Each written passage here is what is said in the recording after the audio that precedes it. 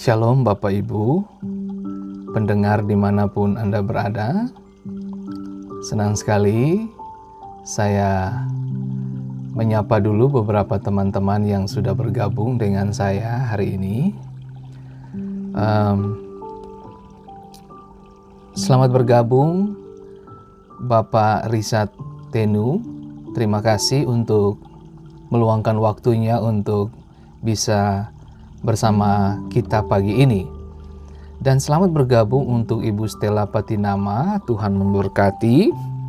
Selamat bergabung juga untuk Ibu Magdalena Purwaningsi, Ibu Gembala yang ada di Pulau Jawa. Dan selamat bergabung Ibu Pendeta Titiwas, hamba Tuhan yang luar biasa. Shalom Ibu Magdalena, Tuhan berkati. Selamat pagi Ibu Titi dan selamat malam waktu Indonesia Ibu Stella ya. Dan selamat bergabung juga untuk Ibu Yani Sahetapi. Senang sekali bisa melihat Ibu Yani Sahetapi bisa bergabung dengan kita pagi ini ya. Pagi waktu Dover dan malam waktu Indonesia. Dan selamat bergabung juga untuk saudara saya Mensano. Tuhan memberkati. Shalom Bapak Mensano. Tuhan berkati dan Tuhan buat segala sesuatu indah pada waktunya. Nah, beberapa sahabat pendengar yang mengikuti program ini bertanya kepada saya bahwa hari ini ada siaran atau tidak Pak Pendeta. Nah, seperti saya katakan bahwa kalau ada sesuatu yang perlu saya sampaikan, saya akan jalanin. Artinya saya akan online. Saya akan live di Facebook. Dan hari ini ada topik yang menarik yang ingin saya bagikan kepada Bapak Ibu semua. Kemudian ada juga beberapa teman sahabat yang messenger secara pribadi memberitahukan bahwa Bapak Pendeta, kalau boleh siaran ini setiap hari karena kita diberkati. Nah, selamat pagi untuk Bapak Leo Elwarin. Senang sekali bisa melihat Bapak Leo bergabung di program ini. Dan selamat malam dan selamat pagi buat Bapak Yunus Latumeten yang ada dan diberkati Tuhan. Dan shalom juga Pak Leo, Tuhan memberkati dan sukacita Yesus menjadi bagian hidup kita masing-masing. Nah, hari ini ada beberapa sahabat bertanya bahwa, Pak, hari ini judul sharingnya, artinya topiknya apa ini Pak Pendeta? Nah, topik yang saya ingin bagikan kepada Bapak Ibu pagi ini adalah sikap kita tidak menjadi baik dengan sendirinya hanya karena kita orang Kristen. Saya ulangi, sikap kita tidak menjadi baik dengan sendirinya hanya karena kita orang Kristen. Selamat bergabung Ibu Yola Lauterbach. Tuhan memberkati. Shalom. Selamat malam Nona Manis dari Kendari. Tuhan memberkati ya. Selamat bergabung juga untuk Ibu Novita Novito Masila. Sorry, minta maaf salah ucap.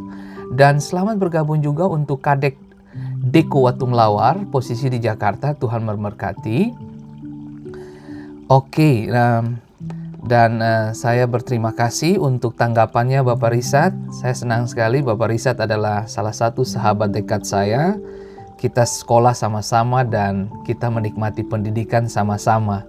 Dan halo Ella Rum, apa kabar sayang? Tuhan memberkati Ella, tetap semangat, dan selamat bergabung juga untuk Bapak Pendeta Albertus Mangundap dari Manado. Dan selamat bergabung juga untuk Ibu Ingrid Mensonat ya dari Tiakur atau Moa begitu ya. Dan selamat bergabung juga untuk Bapak Henry Yoris. Dan terima kasih Pak Pendeta Albertus. Shalom Pak Gem, Ibu Ella Rum. Aduh, thank you Ella, Tuhan memberkati Ella. Oke. Ella, kapan-kapan kalau kamu punya waktu, saya pingin telepon kamu dan saya pingin berbicara banyak tentang kehidupan. Bagaimana Tuhan akan membawa kamu untuk kepada level-level yang tidak biasa, Ella. Dan hari Minggu besok itu saya akan sharingkan di page Rock Dover.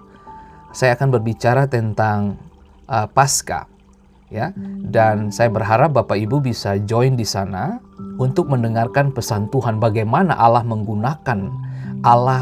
membawa kelaparan sehingga orang Israel bisa menyingkir ke Mesir karena Tuhan sudah persiapkan Yusuf di sana. Bagaimana Paskah dipersiapkan untuk hal-hal yang tidak biasa bagi Bapak Ibu dan saya. Dan hari ini saya menyapa dulu Ibu Pendeta Desima Sitorus, posisi di Manado. Tuhan memberkati Ibu Desima, tetap semangat. Dan Ibu Ani Lumi, shalom dan sukacita Tuhan menjadi bagian hidup kita masing-masing. Nah, baik Bapak Ibu, supaya kita tidak berlama-lama, mari kita diskusikan dan mari kita sama-sama mendengarkan apa yang menjadi pesan Tuhan bagi kita di hari ini, ya. Oke. Saya mengulangi apa yang saya katakan tadi tentang tema pembicaraan kita, artinya topik pembicaraan kita hari ini adalah sikap kita tidak menjadi baik dengan sendirinya hanya karena kita orang Kristen. Berapa banyak dari kita menyebut dirinya Kristen tapi kehidupan kita jauh dari target yang Tuhan inginkan kita hidupi. Sadari betul bahwa kehidupan kekristenan itu adalah kehidupan yang mengalami perjumpaan dengan Tuhan. Kalau Bapak Ibu dan saya mempelajari Matius, Markus, Lukas, dan Yohanes 4 Injil ini, saudara akan menemukan bagaimana pelacur ketemu Yesus, dia berubah. Pemungut cukai ketemu Yesus, mereka berubah. Bahkan sampai kepada orang-orang yang terlibat di dalam diskusi-diskusi, bahkan terjun langsung kepada dunia politik. Artinya, saudara tahu sendirilah bagaimana orang-orang yang hidup di dalam dunia politik, bagaimana mereka memiliki kebijakan-kebijakan yang mungkin saja menyimpang dari kehendak dan rencana Tuhan. Tapi bagaimana Tuhan pilih salah satu muridnya untuk menjadi bagian di dalam rasul besar 12 orang ini. Nah, saudara bisa bayangin bagaimana orang-orang ini berubah. Bagaimana perampok, penjudi, pesina ketemu Yesus, mereka berubah. Nah, pertanyaan saya, sejak lama kita mengenal Tuhan, bahkan maaf nih, kita lahir dari rahim ibu seorang Kristen. Tapi berapa banyak kita mengecewakan Tuhan lewat sikap, perbuatan, cara hidup kita, cara kita menilai, cara kita memandang. Kehidupan bakalan kacau ke depan ini, saudara. Hidup ke depan ini tidak tambah baik, saya kasih tahu buat Bapak Ibu. Artinya situasinya tidak bakalan tambah baik. Tapi saya mau mengajarkan Bapak Ibu, situasi akan tetap seperti itu, tapi sikap kita yang harus berubah. Sadari betul bahwa kalau sikap hati kita berubah, Anda begitu gampang dan mudah untuk melihat situasi dari sisi dan kacamata Tuhan. Itu penting Bapak Ibu. Nah, hari ini kita akan belajar dari Lukas pasal 15. Dan saudara akan tahu persis apa yang sedang saya ingin komunikasikan kepada Bapak Ibu semua. Dan ini sangat-sangat powerful, sangat-sangat berisi banget. Sekali lagi saya menggunakan kalimat yang beberapa kali saya sebutkan di dalam program ini. Bukan berapa lama Anda hidup di dunia ini, tapi dengan apa Anda mengisi kehidupan ini, itu yang paling penting. Ya, nah kembali ke sini Bapak Ibu. Sangat penting untuk dicatat bahwa ada 7 dosa maut yang merupakan masalah sikap dan semangat dan motivasi dalam diri kita. Ada 7 dosa maut. Nah, yang pertama adalah kesombongan. Dan yang kedua adalah kemalasan. Kemudian ketamakan, hawa nafsu, iri hati, kemarahan, kerakusan. 7 dosa maut ini. Dan ini paling fatal. Dan saudara bisa nonton 7 hal ini dalam kehidupan keseharian kita. Penting untuk kita mengerti bahwa Yesus datang untuk menyelesaikan semua persoalan-persoalan manusia, bukan? Tapi cerdasnya kita adalah bagaimana kita bersikap dan meresponi apa yang telah dilakukan oleh Tuhan. Nah, sedihnya ada begitu banyak orang Kristen yang menyimpan masalah-masalah ini dalam diri mereka. Seperti yang tadi saya sebutkan, 7 dosa maut ini disimpan, bahkan dibungkus demikian rapi.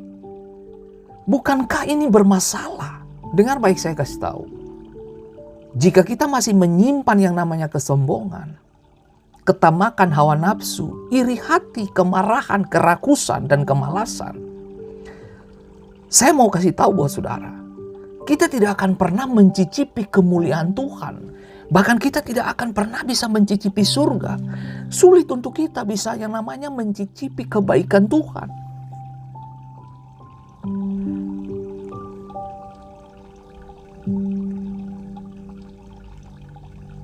Kalau saudara baca di dalam Lukas pasal 15, seperti anak sulung dalam perumpamaan anak yang hilang.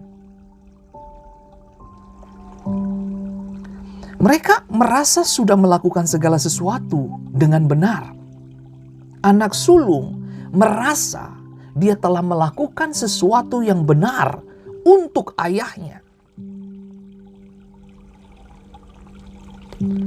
Tak mungkin ia menghabiskan masa mudanya untuk hal-hal yang liar dan konyol. Kenapa? Karena dia hidup di dalam rumah ayahnya. Mari saya mau kasih tahu buat saudara. Hari Minggu besok ini, saya akan memulai dengan seri baru saya. Karena kita akan menjelang Paskah. Paskah dimulai dari rumah. Saya mengerti sekarang, kenapa keluarga diserang habis-habisan. Kenapa keluarga-keluarga Kristen diserang habis-habisan. Karena iblis tahu, kalau keluarga mencintai Tuhan, itu masalah bagi kerajaan kegelapan.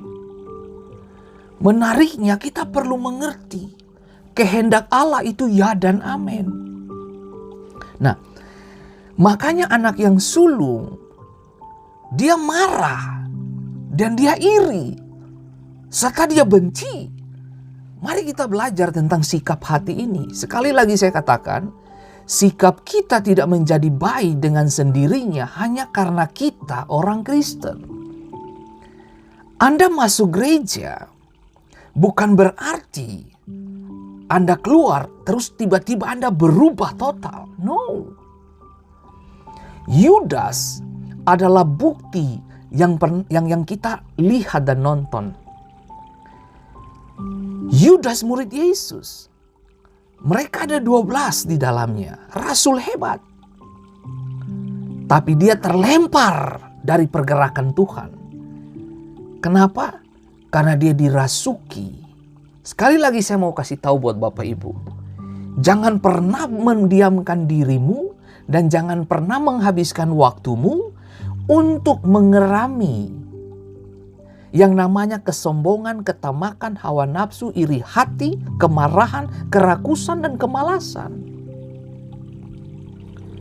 Nah, menarik untuk kita belajar adalah, namun ketika adiknya pulang, beberapa sikap negatifnya mulai terlihat.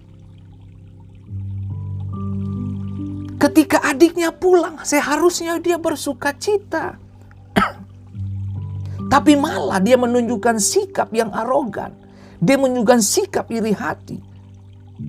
Dan topik kali ini saya akan bahas panjang lebar tentang kehidupan anak yang sulung. Nah, pertama saudaraku, timbul perasaan bahwa dirinya lebih penting. Itu masalah, saudaraku. Sekali lagi saya mau kasih tahu buat saudara bahwa ketika kita mencoba dan ketika kita mulai menaruh di pikiran kita bahwa kita lebih penting dari orang lain, Anda dan saya sedang ada dan menciptakan tembok masalah baru kepada hidupmu. Ketika anak yang hilang, si bungsu pulang ke rumah bapak, si sulung timbul perasaan bahwa dirinya lebih penting. Si sulung sedang berada di ladang, melakukan apa yang sudah menjadi tugasnya. Namun ia marah ketika melihat ada pesta di rumah. Ia marah bukan karena tidak suka berpesta. Saya yakin ia menyukai pesta. Orang Ambon menyukai pesta, orang Indonesia menyukai pesta, apalagi orang Amerika menyukai pesta. Hangout dengan teman itu suka banget. Saya adalah tipe orang yang suka hangout. Saya suka menghabiskan waktu dengan orang-orang daripada menghabiskan waktu dengan games. Saya lebih suka menghabiskan waktu berdiskusi, melihat dunia dengan cara pandang yang berbeda-beda. Nah, bisakah saudara mengerti? Nah, perhatikan ini. Saya yakin ia menyukai pesta. Anak yang sulung menyukai pesta. Karena ia mengeluh, mengapa ia tidak pernah diizinkan ayahnya mengadakan pesta satu kali pun. Nah, saudara bisa bayangin, akan ada orang-orang yang memiliki konsep dan cara berpikir model seperti begini. Nah, kita melayani, tapi kita tidak menikmati. Kita melayani Tuhan, tapi kita tidak menikmati. Kita bekerja, tapi kita tidak menikmati. Kita menikah, tapi kita tidak menikmati pernikahan kita. Kita bersahabat, tapi kita tidak menikmati persahabatan kita. Kita sekolah, tapi kita tidak menikmati sekolah kita. Kita menikmati orang tua, kita melayani orang tua kita, tapi kita tidak dalam posisi menikmati. Banyak orang ada di gereja, tapi tidak menikmati. Banyak orang melayani, tapi tidak menikmati. Sekali lagi saya mau kasih tahu, melayani perlu ketulusan. Berulang-ulang saya sebutkan, melayani itu mahal. Makanya tidak semua orang mau menghabiskan waktu dalam hal melayani. Bapak Ibu yang diberkati Tuhan, melayani tanpa kasih itu sama dengan penganiayaan. Melayani tanpa kasih sama dengan diperkosa. Saudara, mari kita belajar satu hal ini. Pikirkan baik-baik. Kita ada untuk agenda Tuhan, bukan untuk agenda kita. Saudara, hari ini ada itu karena kemurahan Tuhan. Hidupilah firman setiap hari. Sayangi suamimu, sayangi anak-anakmu, cintailah suamimu, mengasihilah istrimu. Bukankah itu yang harus kita lakukan? Banyak orang melayani di gereja tapi tidak menikmati pelayanan itu. Saudaraku yang diberkati Tuhan, kemudian muncullah rasa mengasihi diri. Itu masalah, saudaraku. Berapa banyak orang kecewa dengan para pemimpin, berapa banyak orang kecewa dengan gembala, berapa banyak kecewa dengan orang-orang hamba Tuhan, berapa banyak yang kecewa. Kenapa Anda kecewa? Karena Anda berharap datang di gereja, Anda berharap datang di persekutuan, Anda berharap datang dalam satu komunitas, Anda berharap datang di tempat kerja, Anda dihormati. No, mari saya mau kasih tahu buat saudara. Anda dikirim Tuhan ke sana untuk melepaskan kasih, untuk menikmati. Kita ada di sebuah komunitas bukan untuk menarik dan menerima berkat saja, no. Kita ada di komunitas dengan tujuan supaya kita diberikan wadah untuk memberi. Dengar baik, konotasi memberi bukan selamanya uang. Konotasi memberi yang saya maksud di sini adalah ketika Anda melayani dengan sikap hati yang benar, ketika Anda melayani dengan hidup yang benar, ketika Anda melayani dan menikmati, itu namanya memberi. Maaf kata saudaraku, saya mesti bilang ini. Yesus menikmati penyalibannya. Yesus mengerjakannya dengan sempurna. Bahkan sebelum penyaliban dia berdoa di Getsemani. Saudara tahu, di Getsemani dia berdoa, Bapa kiranya cawan ini lalu daripadaku. Sebagai manusia, dia kalau boleh, dia terhindar dari penyaliban ini. Tapi dia tahu persis, untuk dia menjadi besar, dia harus melayani. Hai suami-suami, layanilah istrimu. Kalau engkau ingin menjadi raja dalam rumah tanggamu, jadikanlah istrimu ratu. Hai istri-istri, jika engkau ingin jadi ratu dalam rumah tanggamu, jadikan suami raja di dalam rumahnya. Dan engkau akan tahu persis ketika suamimu menjadi raja. Maaf kata nih, dompetnya akan terbuka kapan saja. Dan saudara tahu persis ketika suami dihargai, ketika suami dihormati, berkat masuk tambah banyak. Kenapa? Karena begitu dia keluar dari rumah untuk mencari nafkah, ketika dia keluar untuk bekerja, yang ada cuma di dalam kepala dia, aku dihormati di rumah ini, aku harus kembalikan yang terbaik buat istri dan anak-anakku. Saudaraku, jangan melewatkan hari-hari hidupmu dengan kesuraman. Lewatilah hari-hari hidupmu dengan senyuman, dengan sukacita dan damai sejahtera. Sadarikah saudara bahwa kita semua hidup dengan perkenanan Tuhan? Sadarikah saudara bahwa kita semua hidup dengan anugerah Tuhan? Sadarikah saudara bahwa kita semua hidup dengan kebahagiaan yang Tuhan kasih? Kalau Anda sewaktu-waktu belajarlah melihat ke arah langit, Anda akan lihat langit tidak selamanya biru.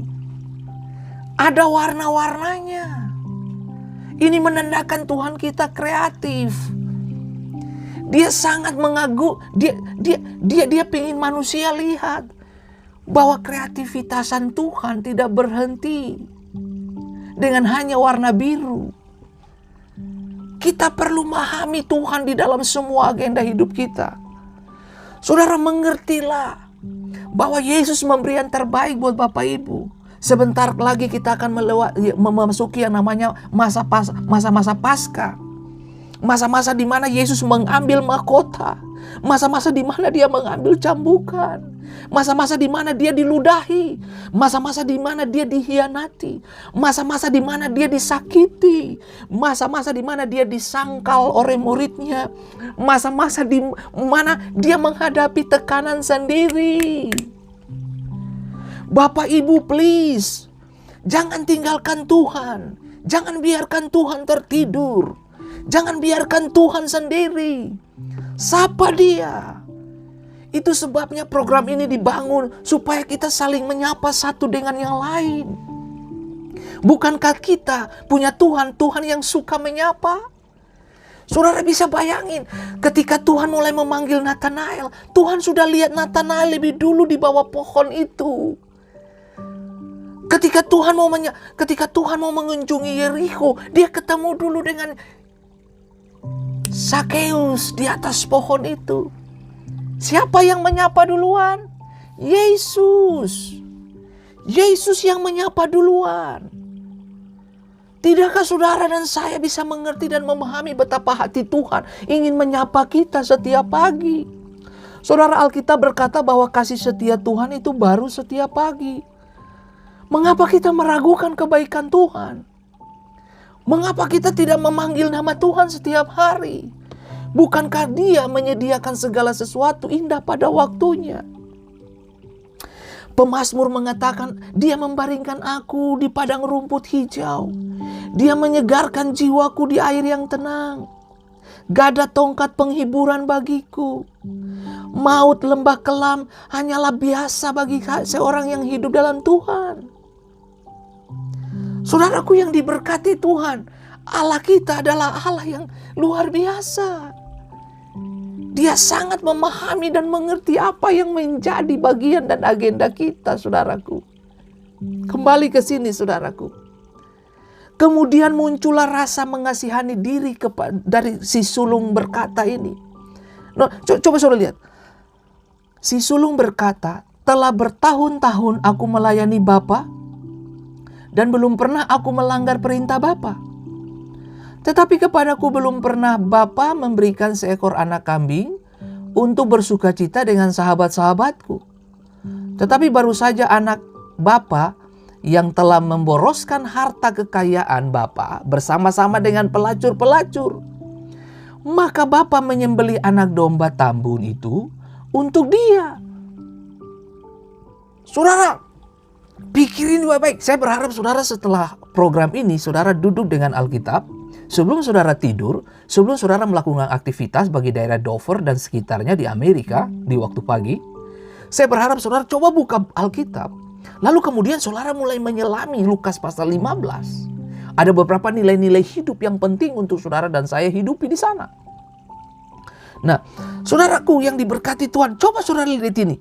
Seringkali kita mengabaikan makna yang sesungguhnya dari cerita anak yang hilang ini.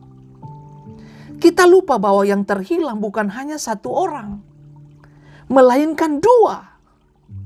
Yang bungsu bersalah karena menuruti keinginan daging, sedangkan si sulung bersalah dalam sikap hatinya. Sekali lagi saya mau kasih tahu buat saudara, sikap hati di dalam kehidupan kekristenan itu memiliki dampak yang sangat-sangat powerful, sangat-sangat berkuasa. Sikap hatimu yang menentukan berkat datang atau tidak. Respon hatimu yang positif mendatangkan yang baik atau tidak. Ini menarik untuk kita belajar Bapak Ibu. Nah, coba saudara lihat di akhir cerita dari Lukas pasal 15. Si sulung, anak kedua yang terhilang, berada di luar rumah ayahnya. Nah, dengar ini. Dalam Filipi 2 ayat 3-8, Paulus membahas sikap-sikap yang wajib dimiliki orang percaya.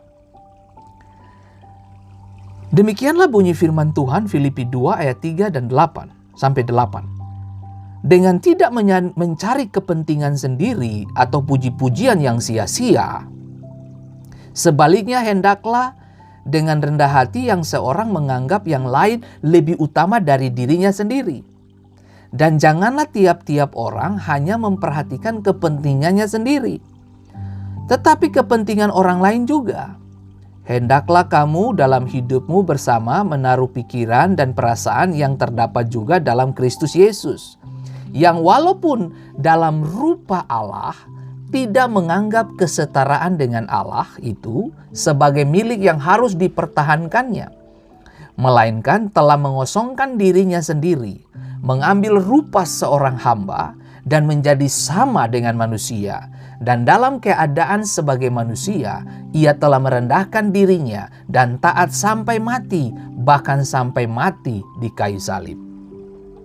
Nah, menariknya begini Bapak Ibu yang diberkati Tuhan. Coba saudara lihat, ada 5 hal yang Paulus sampaikan mengenai sikap hidup kekristenan yang benar. Dengar baik saudaraku, benar dan baik itu 2 hal yang berbeda. Orang benar pasti baik. Orang baik belum tentu orang benar.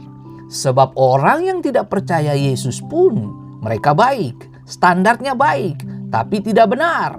Saya mau kasih tahu buat saudara, orang yang percaya, orang yang hidup di dalam perkenanan dan kasih Tuhan, mereka disebut orang benar. Nah, kalau Anda disebut orang percaya, orang benar, orang Kristen yang lahir baru, seharusnya kehidupanmu harus lebih baik dari orang dunia.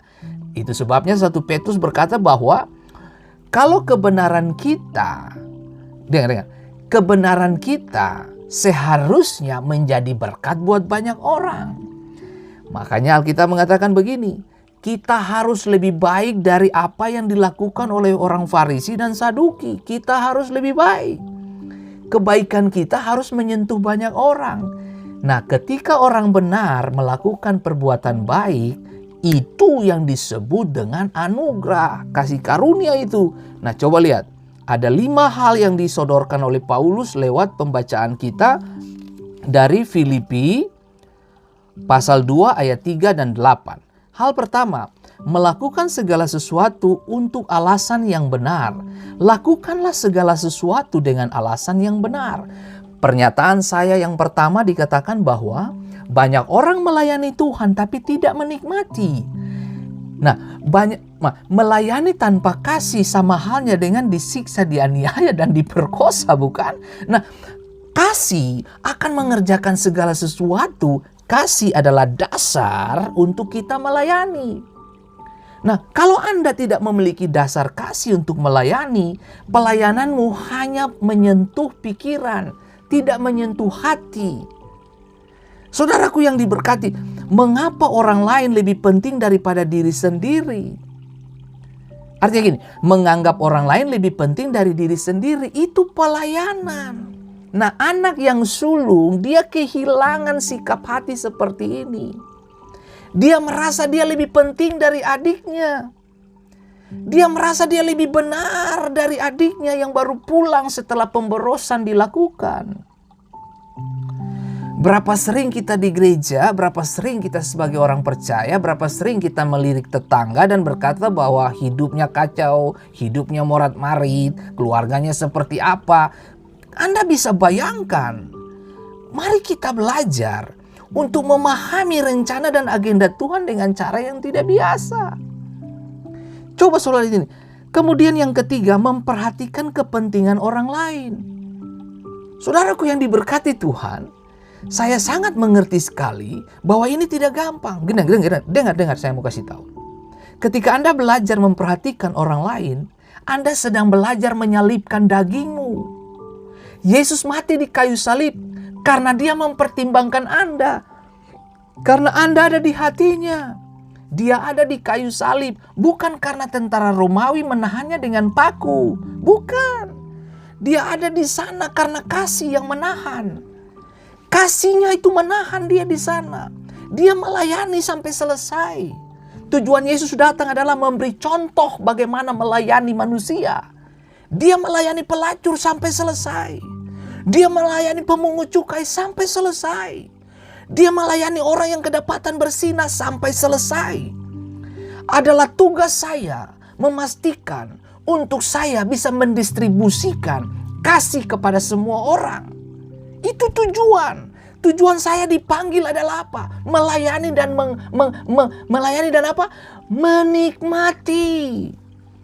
Berapa banyak orang bersungut-sungut karena pelayanan. Berapa banyak hamba Tuhan yang gagal dalam pelayanan karena mereka kurang menikmati. Mereka tidak menikmati pelayanannya. Nah, saya melayani karena saya menikmatinya. Saya melakukan segala sesuatu dengan ketulusan. Dan saudaraku yang diberkati Tuhan. Nah, coba saudara lihat ini. Ketika 5-6 tahun, 7 tahun yang lalu, saya dipindahkan ke Amerika untuk melayani. Semua orang bertepuk tangan dan berkata, Pendeta Fendi hebat. Pendeta Fendi luar biasa. Wow, hebat banget kamu Fendi. Kamu hebat sekali. Semua orang mendatangi saya dan menghujani saya dengan pujian. Tapi saya boleh bertanya, apa yang penting dari Amerika?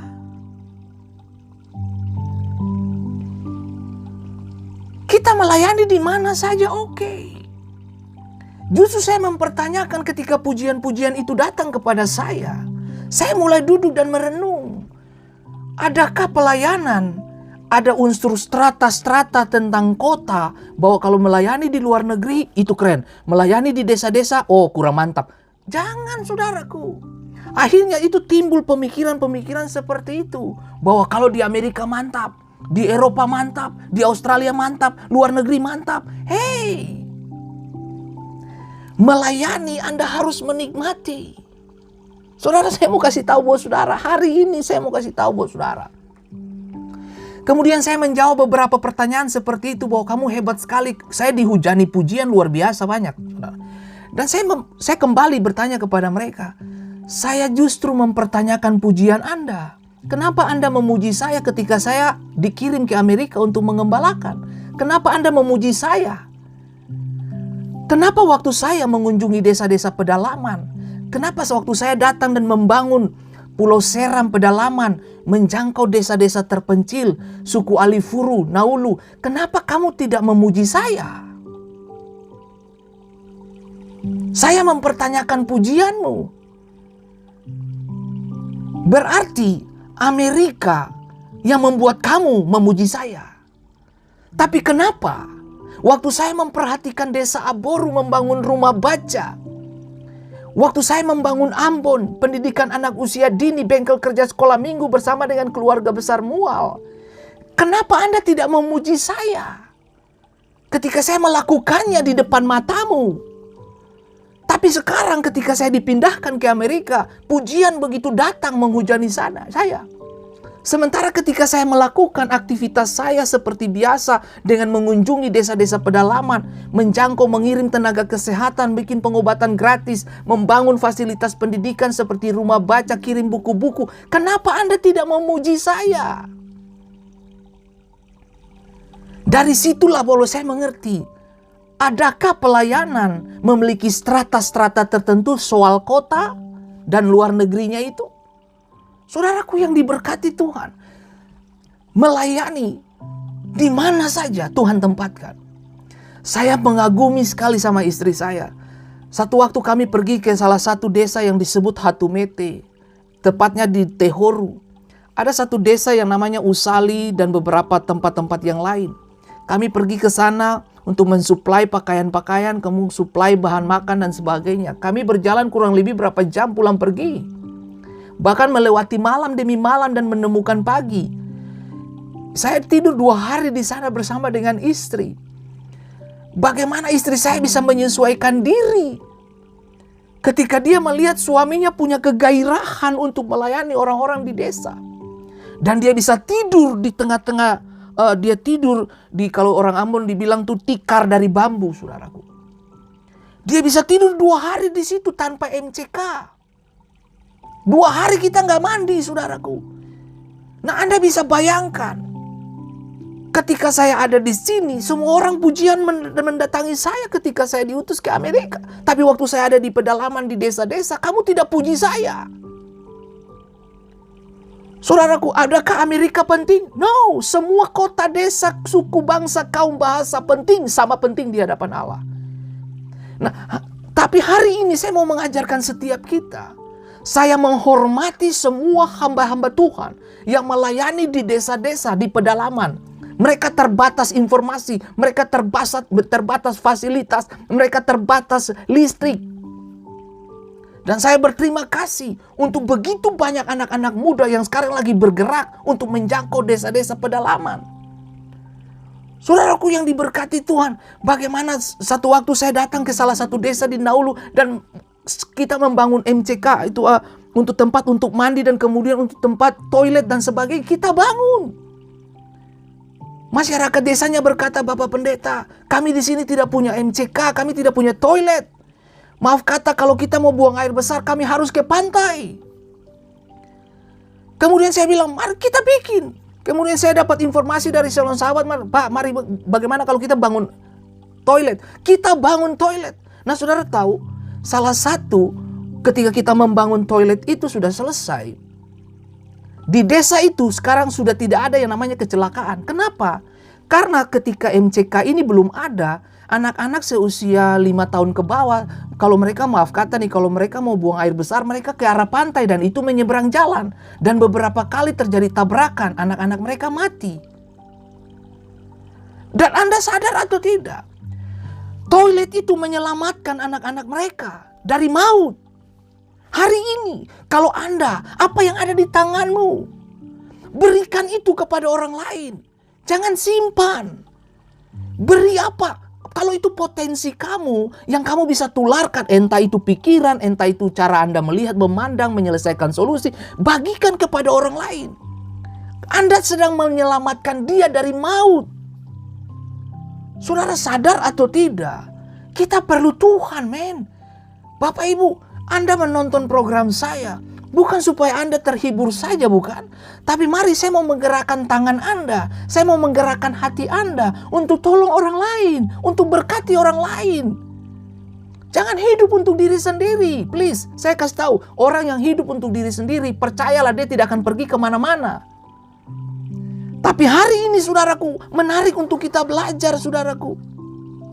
Nah, di dalam Filipi pasal 2 ayat 3 dan 8 tadi kita temukan ada 5 hal yang disodorkan oleh Paulus. Ada 5 sikap yang Paulus pingin orang benar percaya dan melakukan dan menghidupinya.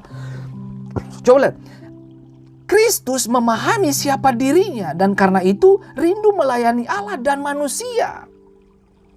Artinya Paulus mengerti banget. Nah, saudara tahu, Paulus bukan rasul yang ecek-ecek. Dia bukan rasul Paulus yang bodoh. Dia rasul yang edukasinya, pendidikannya keren banget. Dia dibina dan dibawa pengawasan Gamaliel, guru besar Taurat pada waktu itu. Betapa orang ini cerdas dalam berpikir, cerdas dalam mengungkapkan pendapat, cerdas dalam ide, cerdas dalam melayani, cerdas dalam mengungkapkan pendapat. Bagaimana dia berhadapan dengan filsafat-filsafat tambal sulam pada waktu itu. Dan dia mengelucuti setiap filsafat-filsafat tambal sulam. Bukankah saudara dan saya memiliki pikiran, agenda, dan hati Tuhan? Mari kita lucuti semua pikiran dan agenda-agenda daging kita. Kehidupan kita lah yang akan mencerminkan kemuliaan Tuhan. Dan orang lain bisa menikmati apa yang kita rasakan. Bagaimana berjalan dengan Tuhan itu sendiri. Coba lihat, memiliki sikap seperti Kristus yang tidak lapar akan kekuasaan. Berhenti mencari kekuasaan. Dengar, Anda melayani kekuasaan datang. Anda melayani promosi datang. Anda melayani berkat datang. Anda melayani talenta diperlabah. Anda melayani, Anda dibuka pintu berkat. Pikir baik-baik Bapak Ibu. Melayanilah dengan keseriusan hatimu. Alkitab berkata di dalam Filipi pasal 2 tadi, pada ayat yang ke-7, Yesus mengosongkan dirinya. Saudara tahu apa makna dari melayani? Mengosongkan diri. Ego pribadi perlu dibunuh. Keinginan daging perlu dibunuh supaya yang muncul hanya kemuliaan. Kalau ada orang yang datang memuji-muji saya bilang, pujian datang tidak akan mempengaruhi saya. Pujianmu tidak mempengaruhi sikap hati saya.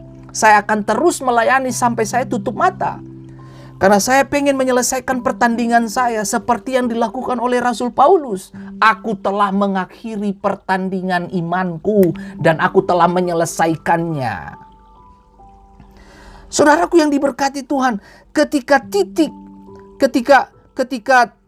titik tekan gaya hidup kita berfokus pada ayat 4, yaitu apa? Mencari kepentingan diri sendiri. Nah, dengar, saya mau kasih tahu, masalah manusia adalah menarik ego lebih besar dari melihat kepentingan orang lain.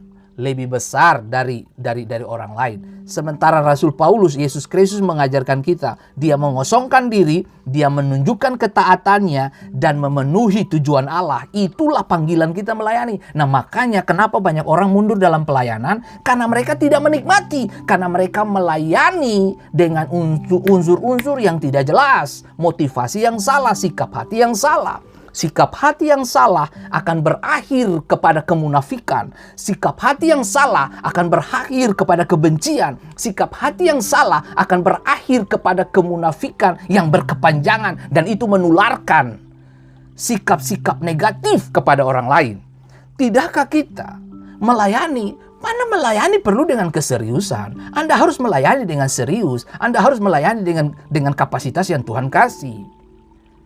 Berhenti Bapak Ibu, berhentilah. Nah, seperti tadi saya katakan, melayani tanpa kasih itu sama saja dengan apa? Diperkosa. Sorry saya bilang kata itu. Nah, melayani dengan kasih itu sama dengan kamu melepaskan isi hati Tuhan full bagi dunia.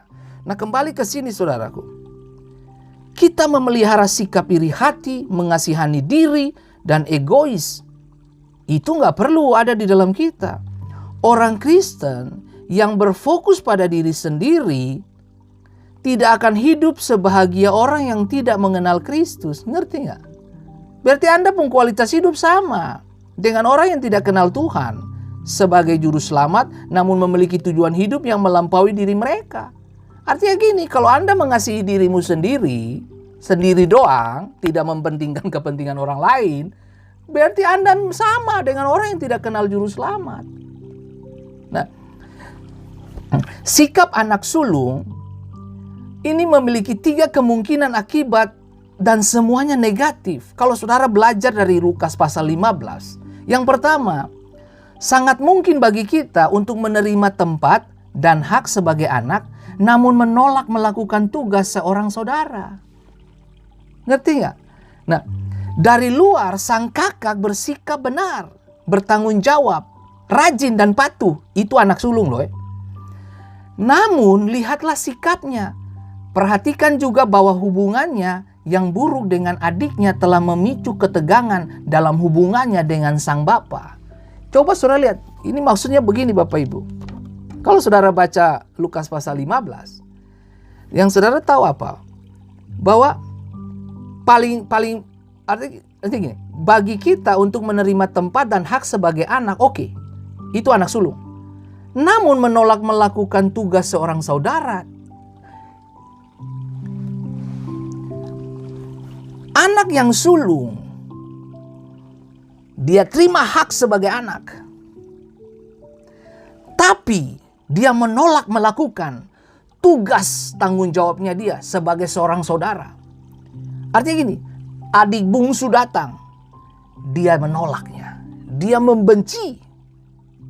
Saudara, coba lihat, sama persis toh. Sama persis.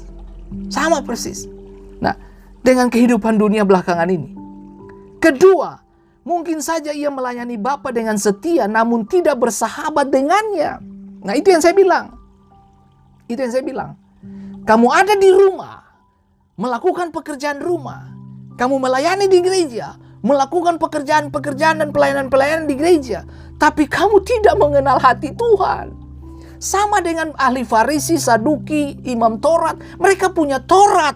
Mereka punya segudang pengalaman dalam ilmu teologi. Mereka punya segudang pengalaman dalam menjembatani bagaimana mengajarkan Taurat. Mereka punya pengalaman di dalam mengajarkan hal-hal yang disebut dengan moralitas. Mereka punya semuanya. Tapi mereka tidak memiliki hati. Pelayanan Anda harusnya Anda menikmati.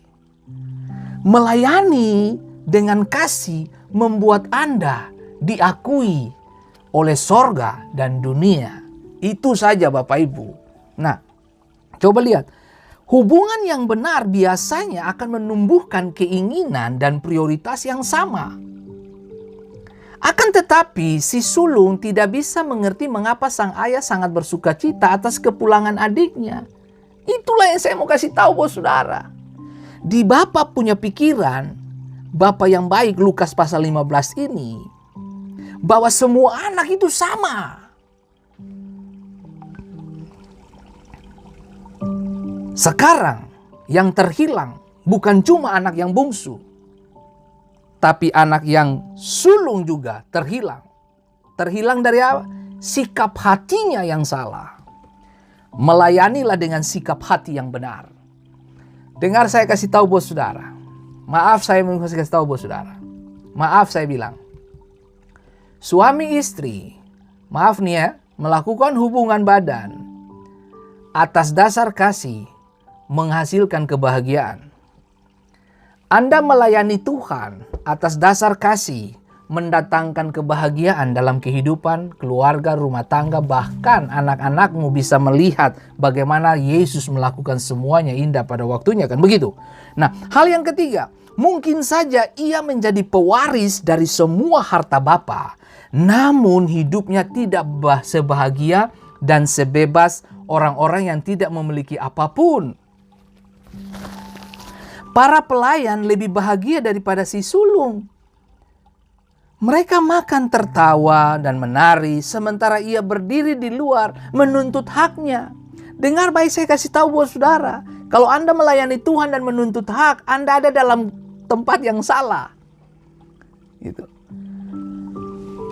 Melayani adalah melepaskan hak.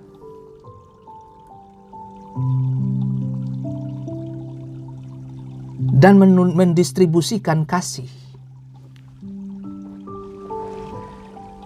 Berapa banyak orang kecewa? Berapa banyak orang sakit hati? Berapa banyak orang hidup dalam kebencian? Bisa jadi disebabkan karena mereka melayani dengan motivasi lain. Dengan motivasi lain. Saya cuma mau mengingatkan Bapak Ibu semua. Apapun alasan yang saudara bangun untuk melayani Tuhan, kalau tidak ada dasar kasih, jangan bicara. Jangan bicara. Karena perkataan yang kamu lepaskan, itu cuma hambar. Air biasa yang kamu lepaskan. Tapi Yesus yang saya layani, dia melepaskan anggur terbaik untuk pernikahan yang lagi dalam keadaan diliputi dengan rasa malu karena kehabisan anggur. Mari please, belajar melepaskan yang terbaik. Mengertilah, Tuhan tidak pernah curang. Yang anehnya, kalau Bapak Ibu perhatikan dalam Lukas pasal 15, para pelayan lebih bahagia daripada si sulung. Aneh kan? Padahal dia putra Bapa. Dia malah tidak bahagia. Pelayan-pelayan bahagia. Berapa banyak saya pernah baca sebuah artikel. Ada banyak pengusaha-pengusaha yang punya rumahnya mewah di Jakarta. Justru dinikmati oleh para pelayan. Haha. Anda kumpul duit, orang lain yang menikmati. Lucu. Kita yang melayani Tuhan, tapi orang lain yang menikmati. Seharusnya Anda lebih dulu yang menikmati. Dengar, petani yang baik menikmati hasilnya duluan dong. Saya yang melayani Tuhan, saya harus menikmati Tuhan duluan dong. Saya yang harus menikmati berkatnya dong. Kenapa? Karena saya pelakunya. Bisa mikir nggak saudaraku? Oh, haleluya. Halo, selamat bergabung Ibu Desi Karolus.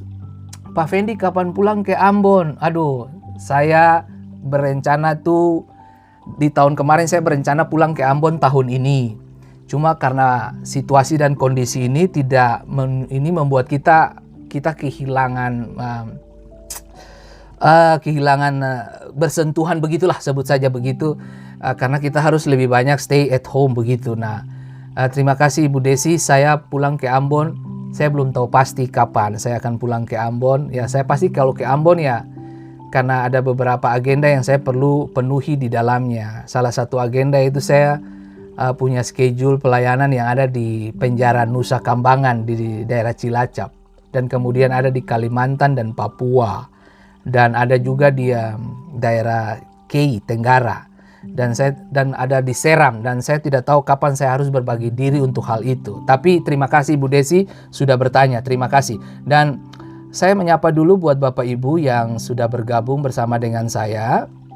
Dan sekali lagi saya mohon maaf jika beberapa dari nama Anda saya tidak sebutkan disebabkan karena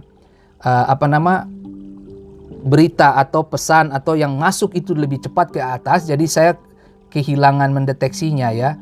Selamat bergabung Bapak Freddy Espitna, Tuhan memberkati. Ibu Yvonne Telusa, Bapak Julian Putilehalat, Ibu Nor Kesaulia, Jeki Latul, Tuhan berkati. Ibu Maria Natalia, Bapak Ishak Tenu, Iren Soisa, Oma Ivin Papilaya, selamat bergabung. Untuk Ibu Irnawati Bella, selamat bergabung. Untuk Ibu Nona Lini Masa, selamat bergabung. Tuhan memberkati, tetap semangat dan tetap menikmati agenda Tuhan dalam kehidupan kita masing-masing. Dan selamat bergabung untuk Ibu Lina Triana Bella, dan selamat bergabung untuk Novita Yoris, Tuhan memberkati.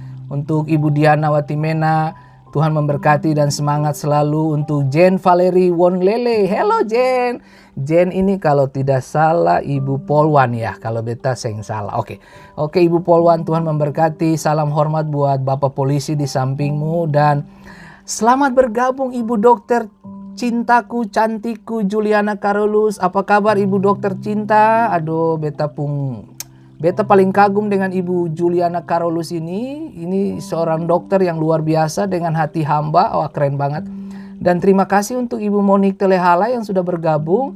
Dan selamat bergabung Ibu Friska Masela. Apa kabar sayang? Tuhan berkati. Dan Selamat bergabung juga untuk Bapak Karel Halamuri dan Bapak Agus M. Tuhan memberkati. Meilan, Ibu Meilan Efruan, Tuhan berkati. Tuhan berkati Ibu Nelciani. Dan sukacita senantiasa menjadi kebahagiaan Ibu Baby Lawalata juga dan Gracelia Kirei. Selamat bergabung juga untuk Ibu Reni Tangkuman dari Papua. Tuhan memberkati. Ibu Lindawati Tanuwijaya di Bogor. Senang sekali bisa lihat Ibu Lindawati bergabung. Dan terima kasih untuk Ibu Ayu Esther Tuanani. Apa kabar sayang? Tuhan memberkati.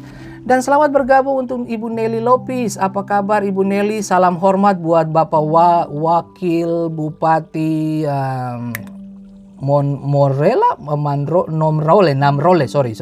Namrole. Dan oke, selamat bergabung untuk Cia Sicilia. Tuhan memberkati. Dan Denada Romodar, apa kabar sayang? Tuhan memberkati, salam buat keluarga. Dan selamat bergabung untuk Ibu Santi Pea Soplantila. Dan selamat bergabung untuk Bapak Ray Salmon Kolibonso Asadap. Dan selamat juga bergabung untuk Palpiali Mesia. Tuhan memberkati sayang. Salam hormat buat suamimu, untuk Bapak Likwatil Selin, apa kabar? Tuhan memberkati, tetap semangat.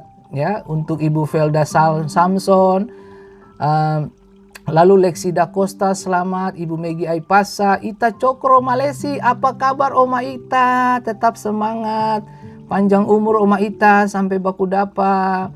Kemudian selamat bergabung Ibu Bapak Marlon Romodar, dan selamat bergabung Marlon Lewa, apa kabar Nyong Lewa? Apa kabar? Waduh, Marlon Lewa adalah salah satu rekan hamba Tuhan yang melayani di daerah Solo. Dan ketika Marlon Lewa ini mau menikah, saya yang masuk memimpin pernikahannya untuk pinangan, acara pinangan masuk minta ya, kayak gitulah. Ibu Nor Martinus, apa kabar? Istriku, apa kabar sayang? Untuk Ibu Fenty Imuli, selamat Tuhan berkati. Wow. Thank you Ibu Karolus, thank you Ibu Bung Yan Edward, Ibu Monica Lewa. Ibu Monica adalah salah satu wanita luar biasa yang Tuhan pakai untuk menjadi perpanjangan tangan Tuhan dalam banyak visi dan misi yang saya lakukan. Beliau adalah salah satu orang hebat yang Tuhan percayakan untuk Indonesia. Dan selamat bergabung untuk Bapak Markus Leatemia Marikar, Tuhan berkati. Diana Satumelai. Dan selamat bergabung untuk Om Larry Eduardo Lekatompesi, laki-laki gagas sejagat Maluku. Tuhan memberkati. Dan terima kasih bergabung juga Yohana Krikov, Tuhan berkati. Oke. Istriku, apa kabar? Selamat bekerja istriku. Jangan lupa jaga kesehatan, makan yang sehat ya. Oke, mari kita kembali ke sini. Nah, coba saudara bisa bayangkan, para pelayan lebih bahagia daripada putra sulungnya. Putra sulung lagi berperan dengan sikap hatinya kebencian, iri hati, sakit hati, tidak bisa menerima kenyataan. Anda bisa bayangkan betapa kita hidup model kayak begini, bagaimana ini? Nah, sikap yang salah menjauhkan si sulung dari kerinduan hati Bapa, kasih sayang adiknya, dan sukacita para pelayan. Dia tidak menikmatinya. Dia menikmati dirinya. Di dalam apa? Wow. Hey Brenda, apa kabar Brenda? Salam Ibu Bapak Nathan, Tuhan berkati. Waduh, untuk teman-teman. Oke Brenda, terima kasih sudah bergabung. Salam buat Mama Hedi ya.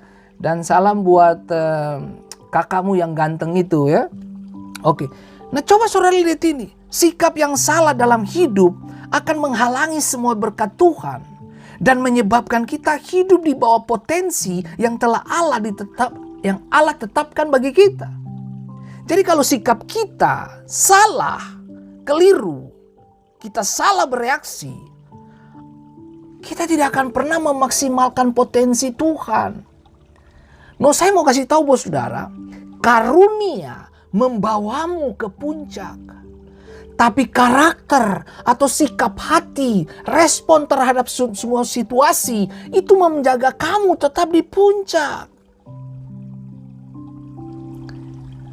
Karunia membawamu berhenti kepada batu nisan. Tetapi karakter, sikap hatimu, buah-buah Roh Kudusmu yang akan berbicara sampai kepada tahta Allah. Waktu engkau mati, Tuhan tidak bertanya, berapa banyak orang yang sudah kamu begini. Berapa banyak kamu sudah berkhotbah di mana-mana.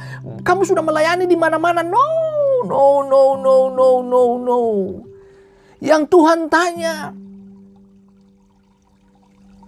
buah-buah rohmu. Itu yang berbicara sampai kepada apa? Tuhan.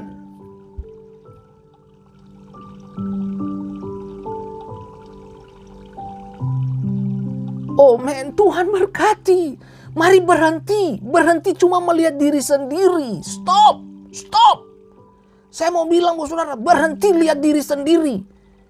Berhenti untuk mengasihani diri. Wah, saya sepertinya sudah ditinggalkan oleh banyak orang. Siapa bilang? Elia ketika dikejar oleh Isabel, Elia berdiri dan berkata, Tuhan, tidak ada orang yang tolong saya. Tidak ada yang berdiri. Tuhan bilang, hei Elia, kamu salah Elia. Ada 7.000 orang benar yang berdiri. Coba saudara lihat, kita merasa sendiri. No, Anda tidak sendiri. Saya cuma mau kasih tahu bos saudara, ketika Daud berhadapan dengan Goliat, dia tidak sertakan Israel. Israel duduk dan tinggal diam di tempat. Bahkan Saul tinggal di tenda. Daud berdiri dan hadapi Goliat. Dia pisahkan kepala Goliat dari tubuhnya. Saya cuma mau kasih tahu bos saudara, melayanilah dengan integritas, melayanilah dalam ketulusan, dan kamu akan lihat hasilnya tidak mengecewakan. Beta adalah bukti dari segala sesuatu yang telah Tuhan lakukan. Saya adalah bukti, saya adalah saksi hidup bagaimana Tuhan mengangkat dari seorang penjual roti menjadi pemberita roti hidup. Kemarin saya cerita, dari SD sampai SMA saya masih jual roti. Apakah saya malu? Ya. Anda bisa bayangkan saya bawa roti di SMA, jual men, jual. Saya jual, saya laki-laki bos, saya bukan perempuan. Laki-laki Ambon jual roti di high school, di SMA, itu malu men, malu. Itu muka saya taruh di mana saudara? Tapi anehnya, waktu saya jadi pendeta, waktu saya jadi pelayan Tuhan, saya masuk kembali ke SMA yang sama. Guru-gurunya ingat apa? Aduh Nyong, saya ingat kamu masih jual roti sampai SMA. Sekarang kamu hebat ya, Tuhan pakai kamu. Itu kebanggaan men. Tuhan rubah anak penjual roti menjadi pemberita roti hidup. Bukankah itu Tuhan? Sangat menyedihkan pada waktu itu kalau saya bawa roti ke SMA itu. Saya kalau ingat itu Tuhan Yesus, kalau saya ingat itu sekarang, saya menangis saudara. Saya menangis benar. Tuhan, kenapa saya digiring masuk ke level itu? Tapi Tuhan bilang, disitulah kamu harus ada. Supaya kamu punya bahasa untuk menceritakan bagaimana kamu di bawah Tuhan. Untuk melihat hal-hal yang tidak biasa, Fendi. Dan saudaraku yang diberkati Tuhan, saya mau kasih tahu buat saudara. Tuhan tidak pernah curang dengan ketulusanmu. Tuhan tidak pernah curang dengan apa yang Tuhan lakukan dalam kehidupan bagi mereka yang melayani dalam mengosongkan dirinya. Mengambil rupa sebagai hamba. Saudara di Amerika, kita harus melakukannya semua sendiri.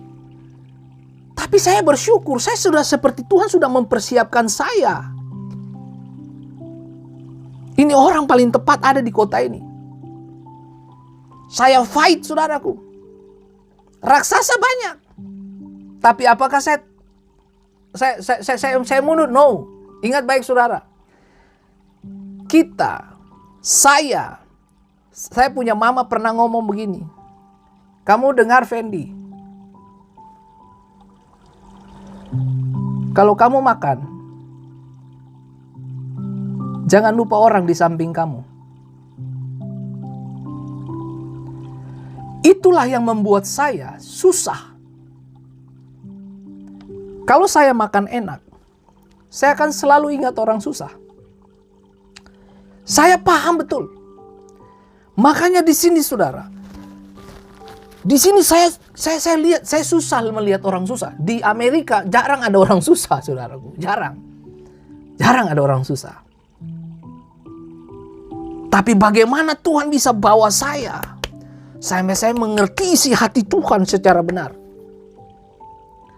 Makanya saya mau kasih tahu buat saudara, kiranya saya menjadi alat peraganya Tuhan untuk mendistribusikan kasih kepada banyak orang. Bukan cuma khotbah-khotbah saya. Bukan cuma kesaksian saya, lalu saudara menyanjung saya luar biasa, hebat, dahsyat, wow, keren. No. Saya mau mengajak Anda, mari kita sama-sama bergandengan tangan melakukan kehendak Allah dalam generasi ini. Daud melakukan kehendak Allah dalam generasinya. Nah, bagaimana dengan kita? Daud bisa rubah sistem peribadatan. Daud bisa rubah sistem ibadah. Daud bisa rubah pola pikir dan cara pandang para imam pada waktu itu. Dia rubah dan menyentuh hati Tuhan. Sehingga dia mendatangkan sorga kepada Israel. Alkitab berkata 40 tahun ketika Daud memerintah. Damai Yerusalem. Diberkati pemerintahannya. Saya mau kasih ingat kepada semua kita di tempat ini. Siapapun Anda yang sedang menyaksikan program ini. Kalau Anda diberkati, sharing kepada orang-orang yang sedang melayani. Sharing kepada pendeta-pendeta yang lagi putus asa. Sharing kepada pendeta-pendeta yang mungkin saja mau kasih tinggal pelayanan. Sharing kepada mereka, beritahu mereka. Laki-laki ini pernah dibuang. Laki-laki ini pernah dihujat. Laki-laki ini pernah disakiti. Laki-laki ini pernah mengalami masalah-masalah yang paling buruk dalam kehidupan perjalanan hidupnya. Saudara bisa bayangin, saya pernah diajar orang bagaimana saling membunuh. Bagaimana menggunakan pedang, bagaimana menggunakan parang untuk menghabisi nyawa orang. Saya dilatih untuk hal itu. Bagaimana saya diajar untuk menghabisi nyawa orang. Dan saya tidak pernah bercerita ini kepada semua banyak orang. Karena itu saya simpan sendiri. Makanya ketika saya ada dalam tekanan, yang perlu saya hati-hati adalah emosi. Karena kalau saya emosi, itu tiang pun bisa patah. Dan saya tahu persis, itu saya paling berbahaya kalau saya dalam kondisi emosi. Makanya kenapa pesan-pesan saya selalu berbicara tentang sikap hati. Karena saya sedang bergumul untuk membunuh daging saya. Saya berbicara ini, dengar, Alkitab berkata firman itu seperti pedang bermata dua. Dia menyelesaikan di sana dan dia menyelesaikan di sini. Jadi firman ini bukan cuma untuk Bapak Ibu, tapi firman ini juga untuk saya. Saudara sadar atau tidak, setiap hari saya mendisiplinkan diri saya. Saya membunuh keakuan saya bunuh rasa ingin diakui. Saya bunuh semua keakuan saya. Di mana? Di meja belajar saya. Saya menghabiskan waktu 8-10 jam per hari untuk menggali seluruh potensi yang Tuhan hadirkan bagi saya. Makanya tidak sia-sia kalau saya membuat program ini bukan untuk mau kasih tunjuk Fendi Simatau hebat. No! Fendi Simatau nggak ada apa-apanya, saya kasih tahu. Nggak ada apa-apanya. Kalau saudara lihat di belakang layar, kalau saya bisa tampil sedemikian begini, di belakang layar ada perempuan hebat yang mendoakan saya. Saya punya saudara 3. Mereka semua adalah pendoa saya. Saya punya istri. Mereka adalah pendoa. Saya punya keluarga di Bogor. Saya punya keluarga di Ambon. Saya punya orang-orang terdekat di Amerika, di Dover, di mana. Orang-orang yang sayang, orang-orang yang mengasihi. Mereka dukung saya di dalam doa. Saudara bisa baik. Kita bisa berdiri sampai hari ini karena ada orang-orang hebat di belakang saya. Kita bisa berdiri hari ini karena ada orang-orang hebat yang berdiri dengan 2 lututnya.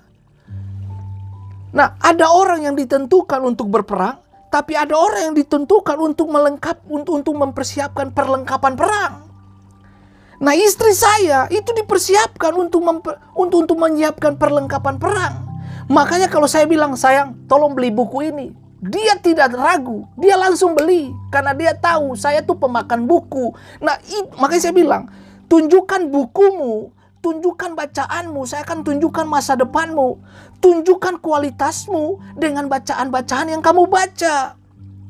Jangan baca buku bobo terus. Lah makanya otakmu cuma tidur. Nah, hari ini mari kita belajar sesuatu yang lain dari yang lain. Saya bisa pahami betul Bapak Ibu bahwa potensi Tuhan dia tidak datang serta-merta begitu saja. Dia perlu digarap. Nilai yang benar tidak ada di permukaan begitu saja. Berlian, emas, intan, atau apalagi mutiara, dia tidak ada di permukaan. Dia ada dalam kedalaman. Kalau Anda ingin mengalami dan menyelami hikmat Allah, masuk ke dalam, tinggal di dalam, hidupi dia, bangkitkan kehidupan. Di sana kamu akan lihat hal-hal yang tidak biasa. Berapa banyak orang mundur hanya karena tekanan. Dengar saya kasih tahu, intan kalau dia punya suara, berlian kalau dia punya suara, ketika itu ada dalam tekanan, baru mereka menghasilkan berlian, nilai. Kalau manusia tidak ditekan, tidak bernilai.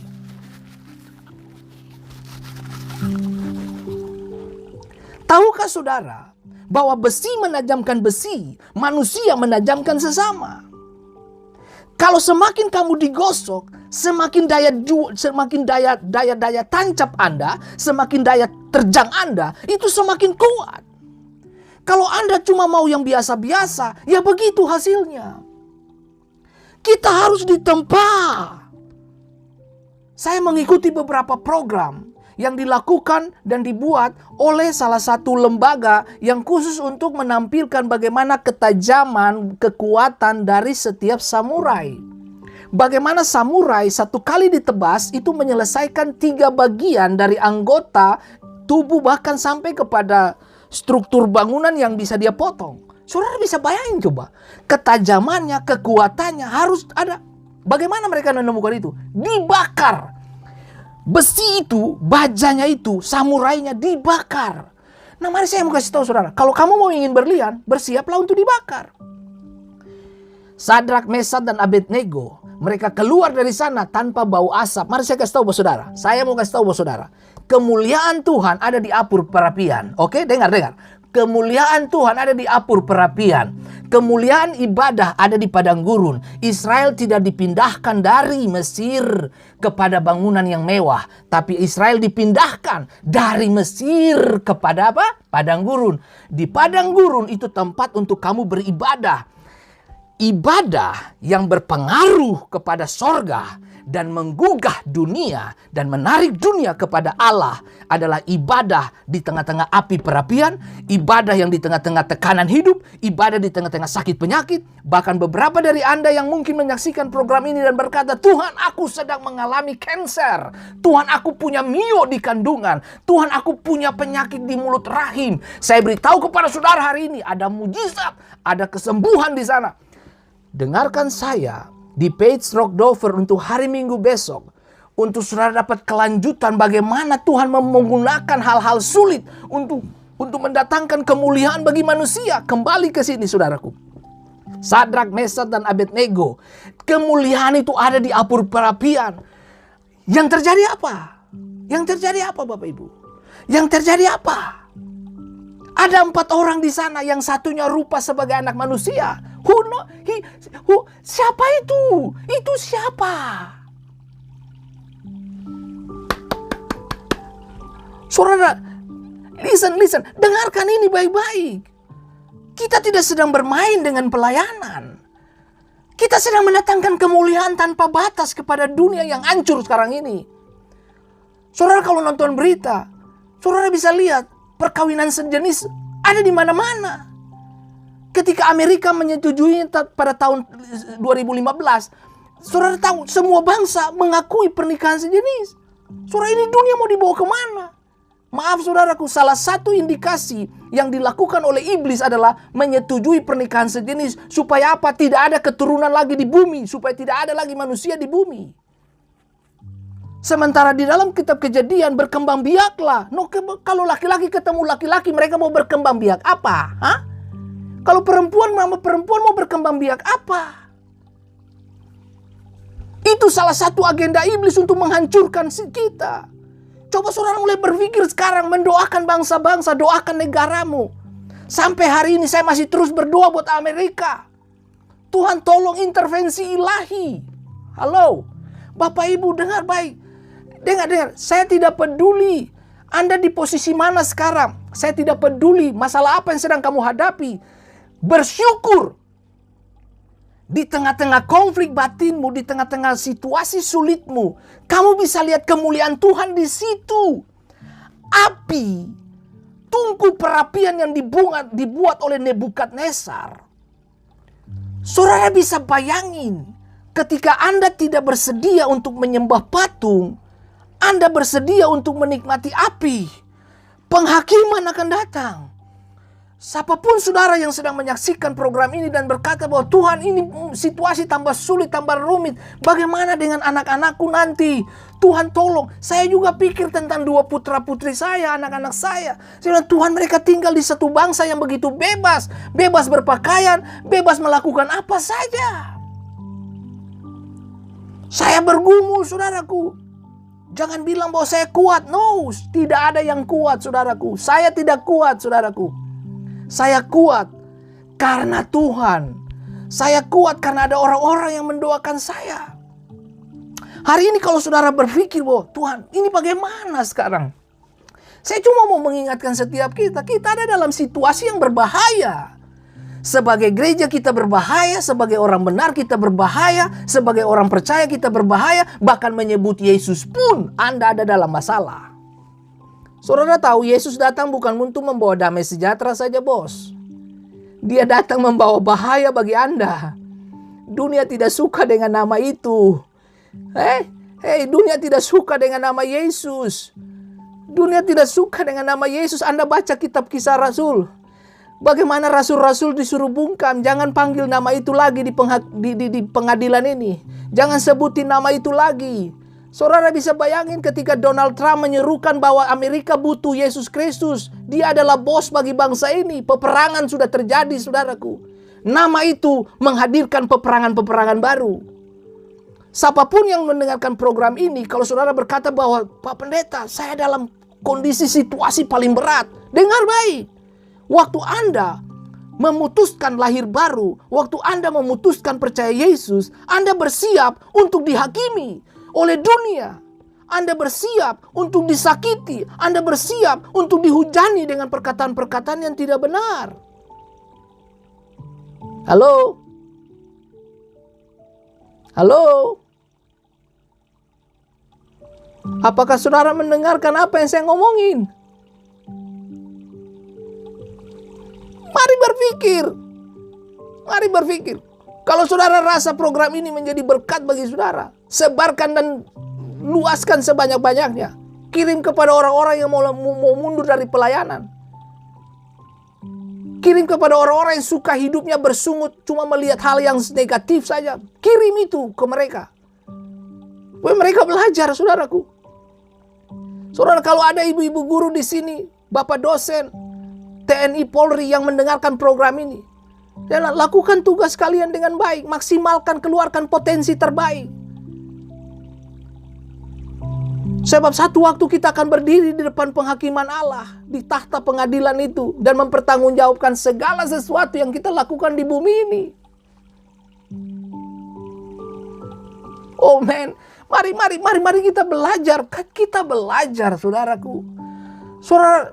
Saudara, pandemik ini telah membuat manusia menjadi kreatif, bukan? Saudara tahu sekarang toko-toko banyak ditutup, sudah mulai dialihkan ke rumah. Bisnis mulai dari rumah. Saya pun berkhotbah dari rumah, apartemen saya. Supaya kebenaran ini disebarluaskan. Saudaraku yang diberkati Tuhan, makanya nanti minggu besok saya mulai berbicara dengan topik pembicaraan di gereja lokal. Paskah dimulai dari rumah. Paskah mulai dari rumah. Dan itu akan ada beberapa seri yang akan saya sudah siapkan, saudaraku.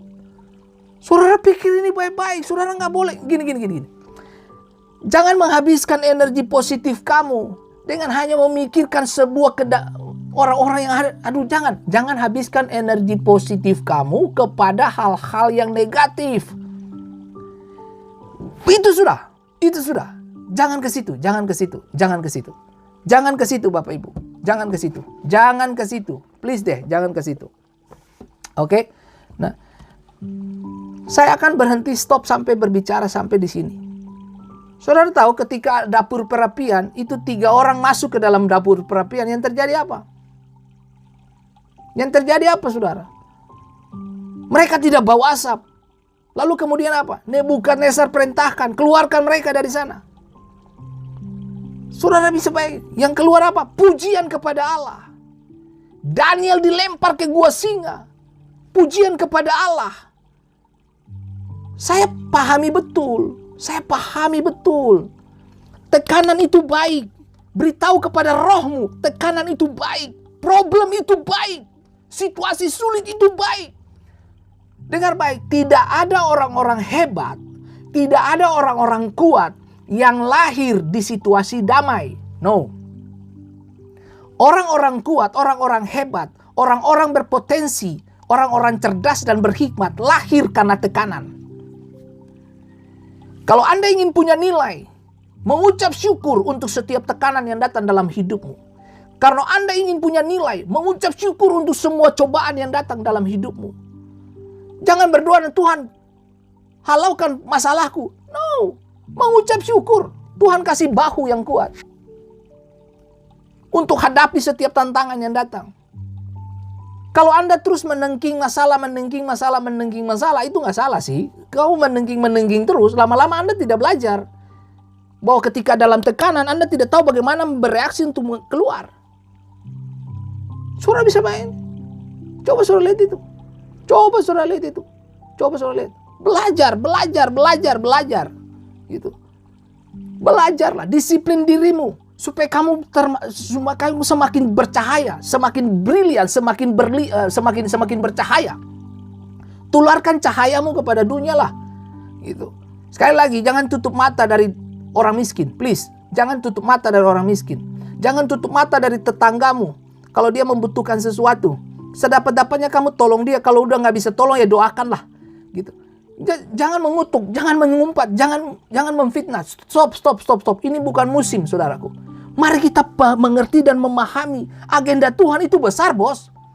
Bukan cuma untuk dirimu sendiri. Dengar baik, Anda dikirim ke dunia ini bukan untuk memenuhi dan memuaskan hawa nafsumu, bukan? Kita dikirim ke dunia ini supaya apa? Supaya kita berfaedah, berguna, berdampak. Kita punya apa tuh? Influence, pengaruh positif kepada orang. Itu saja. Sudah stop menilai kekurangan orang. Ini waktunya bagaimana kita mengorbitkan orang-orang hebat di dalam tangan Tuhan. Bagaimana kita mempromosikan, bagaimana kita menghadirkan, mendistribusi kasih dan kesetiaan Tuhan kepada banyak orang. Tuhan memberkati kita semua Bapak Ibu. Saya sangat bersuka cita bisa bergabung dengan beberapa dari Bapak Ibu semua. Dan sebelum saya mengakhiri hal ini, saya mau menyapa beberapa teman yang sudah bergabung dulu. Ibu Lucy Lopati, apa kabar sayang? Tuhan berkati. Dan kemudian selamat bergabung Ibu Vina Lena, Tuhan berkati. Hey Bung Felix Pinustan, Tuhan berkati. Bapak Semi Odang dan Ibu Olive Watimena. Ibu Yolanda Kailola, Tuhan berkati. Dan selamat bergabung juga email Titi Moms, Tuhan berkati. Eka Seva, Tuhan berkati. Dan selamat bergabung untuk Joan MG Patiasina ya. Tuhan berkati. Dan selamat bergabung juga untuk Ibu Ota Bolaman, Tuhan berkati. Nah, kepada Ibu Juliana Karolus, selamat bergabung. Bapak Fendi, mohon pergumulan doanya buat Ananda Willy Oktov yang sementara terbaring di rumah sakit. Oke. Dan besok akan diberangkatkan ke Jakarta. Semoga tiba di Jakarta dengan selamat dan tidak kurang sesuatu dan kembali ke Ambon dengan luar biasa dahsyat. Oke. kita satukan hati Bapak Ibu, dan kita berdoa buat ibu permintaan dari Ibu Karolus ya. Namanya Walin Oktov ya, Walin Oktov. Oke. Selamat bergabung juga buat Bung Yansen Farley. Bung Yansen, kapan Anda ke Amerika nih Bung dengan kapal pesiarmu itu? Saya tunggu kamu di sini Bung Yansen. Selamat bergabung Om Tante Yanti Rahayu Berhitu. Aduh, kalau Tante Yanti sudah bergabung itu saya ingat nasi kuning. Ibu Dina Oktavia Orumkui, Tuhan berkati. Prilly Hursipuni, Tuhan berkati. Dan oke, selamat bergabung juga untuk semua teman-teman yang belum saya sebutkan karena terlalu banyak ke atas gitu ya. Cika Manis, aduh Cika Manis, Cika Manis. Waduh, keren banget. Thank you Cika, Tuhan berkati Cika. Shalen Manuputi, apa kabar sayang? Tuhan berkati dan tetap semangat. Oke Bapak Ibu, saya berterima kasih untuk kepada Bapak Ibu semua yang diberkati Tuhan. Saya akan coba sebentar Bapak Ibu. Oh ya, oke. Mari Bapak Ibu, Seli Amba, Bapak Ibu Seli Amba, Tuhan berkati. Tuhan berkati, tetap semangat dan mari kita satu di dalam doa. Karena ini ada permintaan khusus dari Ibu Dokter Karolus. Ya, kita bersyukur Bapak Ibu, Kota Ambon punya Ibu Dokter Karolus. Dan saudara tahu bahwa selama konflik Maluku beberapa tahun yang lalu itu, beliau adalah salah satu dokter yang berdiri untuk Ambon dan tidak keluar dari Ambon. Itu keren. Saya sangat respect, makanya saya cuma punya satu kalimat buat beliau. I love you Ibu Dokter Juliana Karolus. Aku merindukanmu. Itu. Kamu selalu di hatiku. Ya. Oke, mari kita satukan hati dan kita berdoa buat Ibu Juliana Karolus ya. Oke. Tuhan, aku percaya hari ini Tuhan tidak pernah curang. Tuhan selalu datang tepat pada waktunya dan menjawab kebutuhan kami sesuai dengan agendamu. Kehendak-Mu lah yang terlaksana atas semua yang kami presentasikan. Dan kami berdoa dari tempat ini Bapa kepada Ananda Walin Oktov yang sementara ada di Rumah Sakit Haulusi.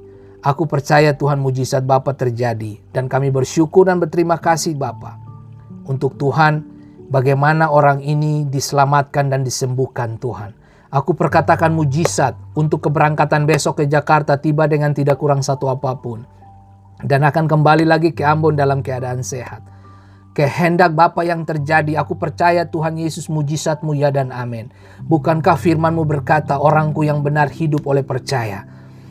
Dan hari ini tangan pengasihan Tuhan turun untuk Ananda Walin Bapa. Aku percaya dalam nama Yesus, sembuh dalam nama Yesus, kekuatan kasih karunia dan damai sejahtera dari Bapa turun dan menaungi hamba-Mu.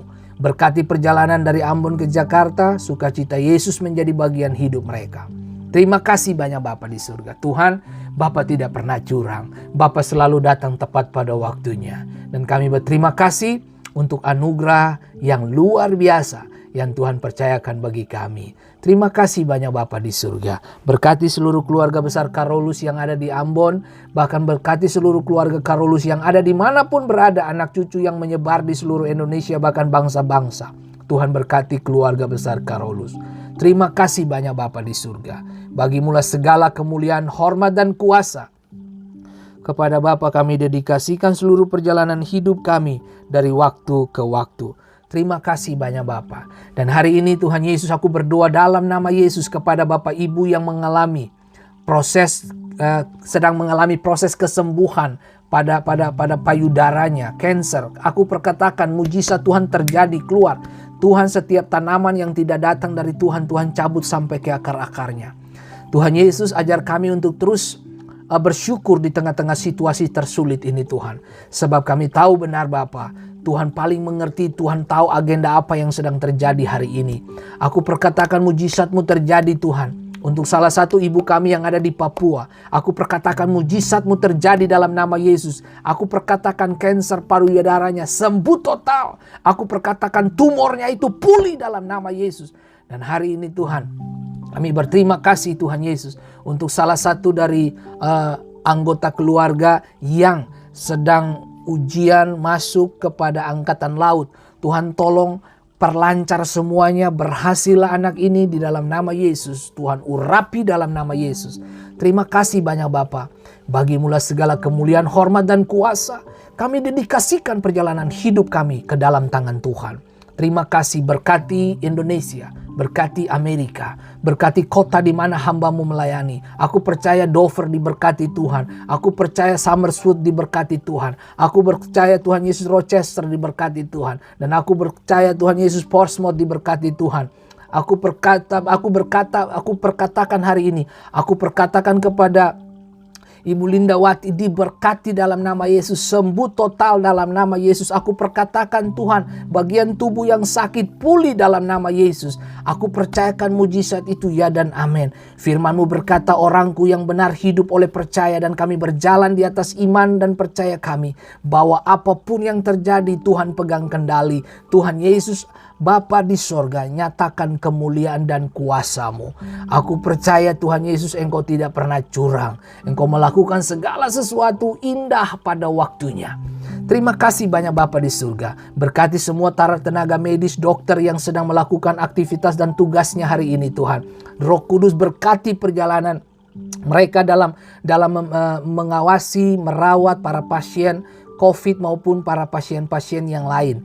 Tuhan pakai mereka untuk menjadi perpanjangan tangan Tuhan dalam dunia kesehatan. Dan Tuhan, kami berdoa dalam nama Yesus, berkati Tuhan Yesus. Dan kami berdoa memberkati perjalanan kembalinya Yola menuju ke Malang. Tuhan tolong sertakan dia, sertai dia dengan Allah Immanuel menyertai perjalanan hidupnya. Terima kasih banyak Bapa di surga. Bagimulah kemuliaan, hormat dan kuasa. Terima kasih Tuhan Yesus untuk anugerah dan kesetiaan-Mu Tuhan. Terima kasih banyak Bapa di surga. Dan aku berdoa Tuhan Yesus memberkati Tuhan untuk semua teman-teman anak muda yang sedang mencari pasangan hidup.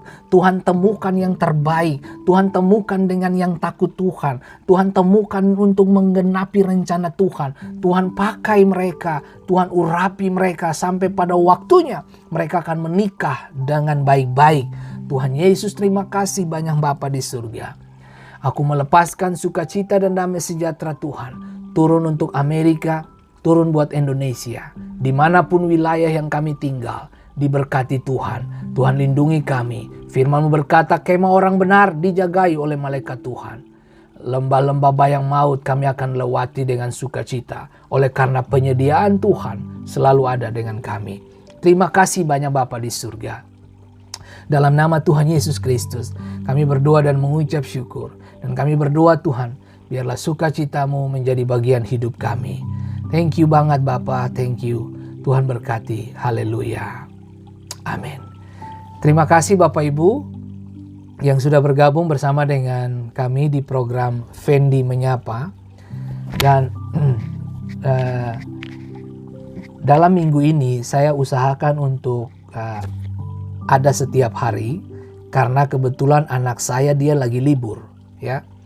Biasanya kalau pagi itu biasa saya punya schedule itu antar dia ke sekolah, kemudian baru saya pulang. Dan kadang kalau saya balik itu waktunya sudah terlalu siang untuk daerah Dover, dan waktunya sudah terlalu siang juga malam untuk daerah Indonesia ya.